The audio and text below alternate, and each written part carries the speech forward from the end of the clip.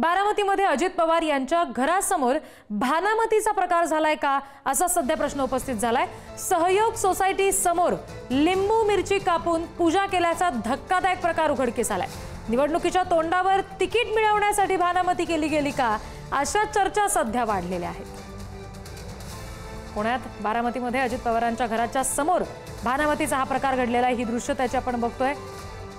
लिंबू मिरची कापून पूजा केल्याचा हा सगळा प्रकार सहयोग सोसायटी समोर घडलेला आहे। आगामी निवडणुकांच्या दृष्टीने तिकीट आपल्याला मिळावं या दृष्टीने तर ही भानामती केली गेलेली नाही ना असा प्रश्न सध्या उपस्थित होतोय। त्या संदर्भातल्या चर्चा सध्या होत आहेत।